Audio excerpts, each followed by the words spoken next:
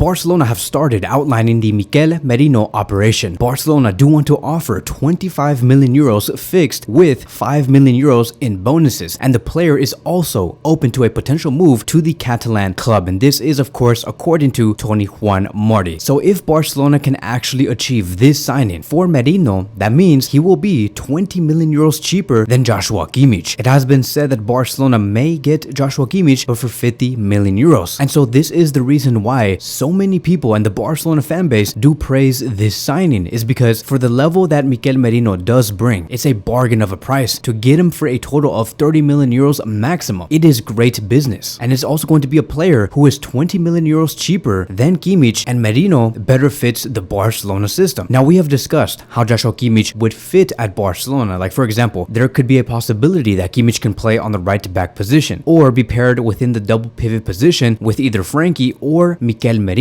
Maybe that could be the plan. Maybe Hansi Flick wants both, but as of now, it is very unclear on what type of role Mikel Merino is going to be taking, because 2 weeks ago we also heard that Hansi Flick will do everything to get in Joshua Kimmich. Here is going to be my theories though. It is very likely that yes, Mikel Merino may replace Joshua Kimmich fully, but I also believe that maybe Merino could be replacing Oriol Romeo's role, because let me tell you guys something. It is not a coincidence that Barcelona have ruled off the signing of Guido Rodriguez from Real Betis, and then 4 days later they went for Mikel Merino. The player from Real Betis was supposed to be Barcelona's first signing. Now you're going to tell me that Mikel Merino is going to be the first signing for Barcelona? It's not a coincidence. It does seem like they have replaced their options, and because Xavi Hernandez is no longer here, that is the reason why Barcelona said, we're not going to go for Guido Rodriguez, we're going to go for Mikel Merino, who fits the Hansi Flick system, since Xavi Hernandez is no longer here. So those are going to be my two theories. It could either be the replacement of Joshua Kimmich or the replacement of Oriol Romeo. Let me know in the comment section down below, what type of role do you believe Mikel is going to be playing? Now let me tell you guys, if he takes on the Romeo role, where he does come in sometimes to rotate with other players, that is going to be frustrating me a little bit, because how is Barcelona going to be spending 35 million euros on a player who is going to be rotating for either Frankie or Kimmich? You might as well just rely fully on Casado to be rotating with Kimmich and Frankie de Jong, a player that again is admired by Joan Laporta. Tony Juan Marti also expanded on this story, and this is what he stated. Barcelona have analyzed many players to strengthen the midfield, but everyone agrees on Mikel Merino. Barcelona believes he can be a major addition to Flick's system, as he can play in the 4-2-3-1 system and in a 4-3-3 system. Their proposed amount for the transfer of Mikel would be 25 million euros plus 5 million euros in variables. Barcelona still needs to reach the 1-1 rule first before formalizing the offer. Merino himself doesn't want to rush things and is focused on the upcoming Euros. After the tournament, he will decide his future. He has a renewal offer from Real Sociedad, but Barcelona's interest is attractive due to the UCL football next season. Barcelona has an excellent relationship with Merino's agent, who also represents Pau Cubarsí. And so in the end, regardless of whatever role Merino is going to be playing, I hope that this is not a club signing. I want him to be a player that is actually wanted by Hansi Flick, because the last thing that I do want to see happen next season is Hansi Flick receiving all of these random players that he never really asked for, and then he has to work these players around his system. Very similar to how Barcelona treated Ernesto Valverde. When he came at Barcelona for 2.5 years, they were just throwing players at him, and Valverde was like, okay, how do I fit Paulinho? How do I fit Malcolm? How do I fit just a bunch of random players? This cannot happen in this upcoming summer. I hope that if yes, Mikel Merino does come, he is part of Hansi Flick's plans. Now I do want to move on towards the next conversation and speak about Luis Diaz, which has been a massive story that has broke out. Now let me get one thing very clear before we even talk about Luis Diaz. La Liga is finally going to give us information on what Barcelona can do next week. La Liga is going to be informing, hey Barcelona, this is what you are allowed to do and this is what you are not allowed to do. Javier Tebas is going to be the one making the decisions. Luckily for us, Javier Tebas also stated about 10 hours ago that Barcelona are on the right track to sign players in the summer. And so 4 weeks ago, Barcelona did submit their documents to La Liga, and they said, this is what we're going to do to bring in funds. We have the Nike deal. We're going to be selling these players. The Camp Nou is going to be opening on either November or December of this year. And that is how La Liga is going to be making their decisions. And I pray that Barcelona do go to the 1-1 rule and increase our wage bill so we can register our players and welcome new players in. Again, for more clarification, if you guys do not know what the 1-1 rule is basically if Barcelona do have €1 million,